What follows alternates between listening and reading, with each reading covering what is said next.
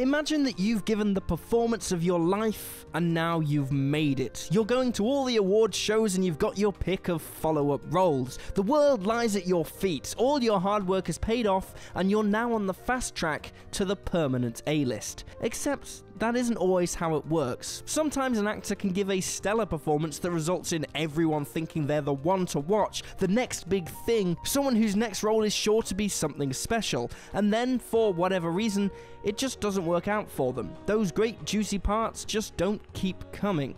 Before you know it, you could be back doing TV, movies, and minor supporting roles, that youthful Oscar win long since forgotten. Alas, it happens, and it happens more often than you'd think. With that in mind, I'm Will for What Culture, and here are 10 breakout movie performances that ultimately went nowhere. Number 10, NIKKI BLONSKY. A stage school kid with no previous screen acting credits, a teenage BLONSKY beat 1,100 other wannabes to land the lead role of Tracy Turnblad in the film version of Hairspray. The film received glowing reviews and was a smash hit at the box office, with BLONSKY singled out for praise as the heart and soul of the movie amongst a starry cast that included John Travolta, Michelle Pfeiffer, and Christopher Walken. She was nominated for a Best Actress Golden Globe, and her bright future was seemingly confirmed by various Breakthrough Performance and Rising Star awards. The movie was enough of a success to line up a sequel, Hairspray 2 White Lipstick, with BLONSKY returning to star. Waters even penned a script for that sequel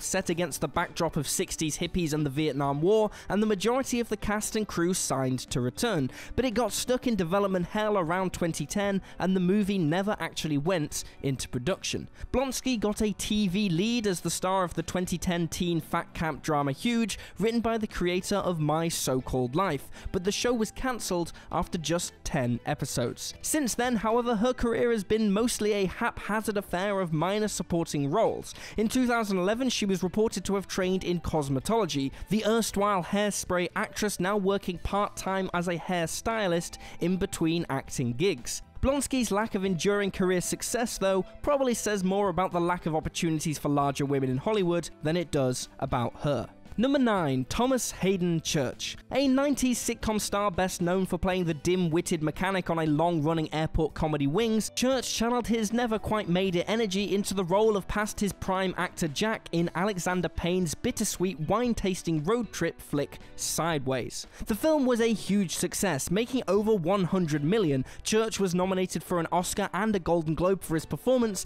and won an Independent Spirit Award as well as countless critics awards. He was quickly tapped to play the villain in the next Spider-Man film. Church's Sandman was actually one of the better things about Spider-Man 3, having a poignant backstory and getting some cutting-edge special effects, but he was lost in a mess of other villains and plotlines that meant the movie struggled to win over its audience. His next leading role in Sandra Bullock's comedy All About Eve was a critical disaster, the movie currently standing at 6% on Rotten Tomatoes and picking up 5 Razzie nominations. Church could recently be seen in a tiny flashback cameo as Lobster Johnson in the flop attempt to reboot Hellboy, his clout at getting comic book roles significantly reduced since Spider-Man.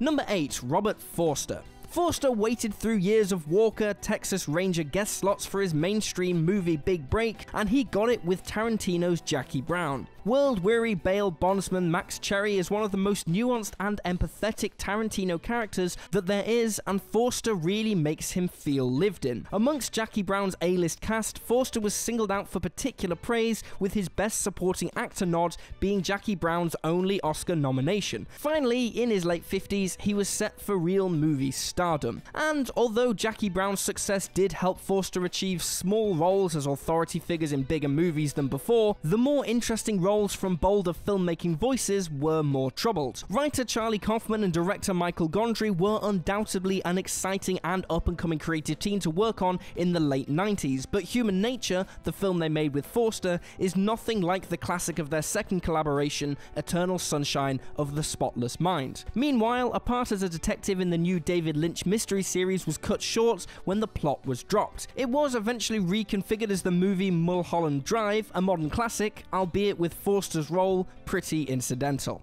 Number 7, Jean Dujardin. Having already broken through in French cinema with films like the OSS 117 spy parodies, Jean Dujardin got his big international breakthrough in 2011 with The Artist. This witty, charming tribute to the silent era of film was everywhere for a while, delighting mainstream audiences and cinema snobs alike. Dujardin's turn as a matinee idol of days gone by was a perfectly calibrated pastiche. As the film swept that year's award shows, he became the first Frenchman to pick up a Best Actor Oscar amongst countless other wings. Scorsese cast Dujardin in his popular hit The Wolf of Wall Street, but the role was little more than a cameo.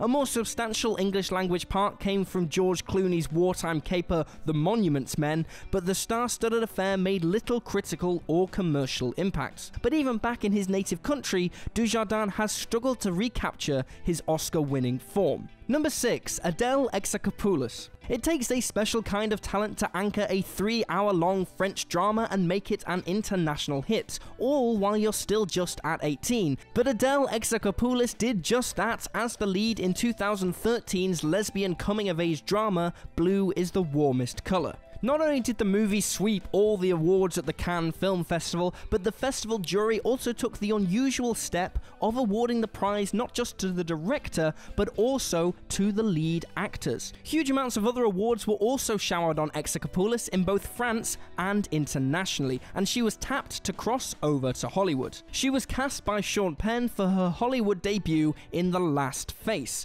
Penn's previous directorial effort, Into the Wild, had been a big awards success, so you can see why Exarchopoulos was attracted to this, but it was widely panned as tone-deaf refugee porn and a career low for all involved. Its Rotten Tomatoes score was at 4% and it was released straight to TV streaming. However, Exarchopoulos is still young, so there's a chance that her second breakthrough is yet to come.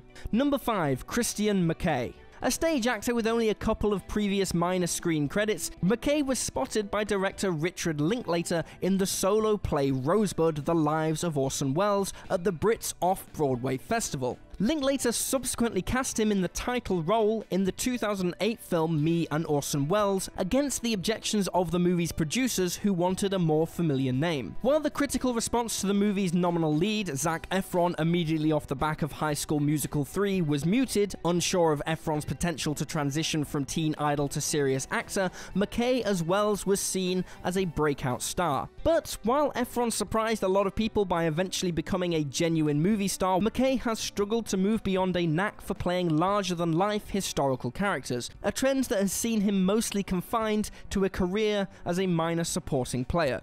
Number 4. Adrien Brody. An indie actor who had received some positive notices amongst talented ensembles in the late 90s movies The Thin Red Line and Summer of Sam, Adrien Brody burst out as a leading man with a powerhouse performance as a real-life classical composer and Holocaust survivor in The Pianist. Beating seasoned pros like Daniel Day-Lewis, Jack Nicholson, Michael Caine and Nicolas Cage, Brody, at the age of 29, became the youngest ever Best Actor Oscar winner, leaving him in much demand. Peter Jackson wanted him as the male lead in King Kong, and there were rumors attaching him to such major roles as the Joker in Christopher Nolan's reimagined Batman series and Spock in the Star Trek reboot. King Kong was a relative success, albeit not quite on the Lord of the Rings scale, but even reconfigured as a Eugene O'Neill type playwright, male lead Jack Driscoll remains as much a forgettable third wheel to the central Kong and Darrow dynamic as ever. Number 3. FREIDA PINTO.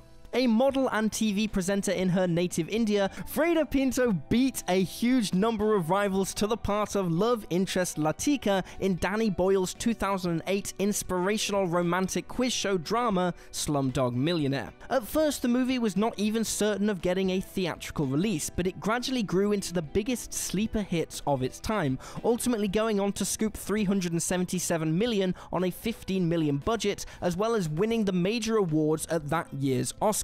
Pinto herself picked up nominations for a Best Supporting Actress BAFTA and a Breakthrough Performance Award at the MTV Awards. Frequently listed as among the most beautiful and stylish actresses around and referred to as India's biggest global star, Pinto had her pick of glamorous and exotic roles. Slumdog's success saw her giving roles in blockbusters like Rise of the Planet of the Apes and Immortals, but the former saw her learn the same thing as Adrien Brody on King Kong. Playing the secondary human lead in a film focused on Andy Serkis's ape acting is a thankless task, while the latter was completely overshadowed by 300 in the visually stylized Greek mythology stakes. Number 2. MIRA Sorvino. Previously best known as the daughter of jobbing gangster or cop character actor Paul Sorvino, MIRA Sorvino shot to fame as a dim-witted happy-go-lucky sex worker in Woody Allen's frothy 1995 comedy Mighty Aphrodite. Showing up at that year's awards ceremonies on the arm of new boyfriend Quentin Tarantino, the hottest directorial star of the moment, to win herself an Oscar and a Golden Globe, Sorvino seemed to have a bright future ahead of her. Her association with Miramax, the studio behind both Mighty Aphrodite and Tarantino's own success, promised to be the doorway to future stardom, with the studio giving her the lead in the first Hollywood movie of promising new Mexican director Del Toro and linking her to their possible Lord of the Rings adaptation. The problem with Miramax, however, was having to work with the Weinstein brothers. While making Del Toro's Mimic her biggest budget film to date, Sorvino had to intervene on her director's behalf after Bob Weinstein stormed onto the set to browbeat Del Toro into making a scarier movie, trying to fire him before his Hollywood career had really begun. The toxic production translated to a film that was a critical and commercial flop. And of course, Bob wasn't even the worst Weinstein. Sorvino was one of the many up-and-coming 90s stars to fall foul of the notorious sexual predator Harvey Weinstein. On rejecting his advances, Harvey spread the story that she was impossible to work with. His anti-recommendation even carried forward to The Lord of the Rings when production passed from Miramax to New Line, resulting in Sorvino missing out on a part in the era-defining franchise. Number 1. Jaye Davidson. Having no previous acting experiences, Jaye Davidson was approached at the wrap party for the 1991 film Edward II and asked to audition for Neil Jordan's 1992 IRA thriller, The Crying Game. Davidson's role as Dill, the romantic interest of Stephen Ray's IRA volunteer, was all that anyone who had seen the film was talking about, especially the surprise reveal as Dill as a trans woman. In fact, Davidson's performance was such a success that his nomination in the Best Supporting Actor category at the Oscars threatened to reveal the twist to those who hadn't yet seen the movie. With a bright career ahead of him, Davidson was snatched up by Roland Emmerich to play the villainous alien god Ra in his sci-fi epic Stargate, taking home an enormous $1 million salary, almost unheard of then for an actor merely in their second movie role. Davidson was never comfortable with the fame of acting stardom. In fact, it's been suggested that he demanded such a mammoth fee for appearing in Stargate in the hope that it would deter producers from casting him. He was also not particularly attached to the androgynous looks that made his name. Despite his big break playing a trans character, Davidson has never identified as anything but a cisgender gay man. Since Stargate, he's backed away from acting to pursue more work as a far more masculine presenting male model. Perhaps then his breakthrough role never led anywhere simply because he didn't want it to.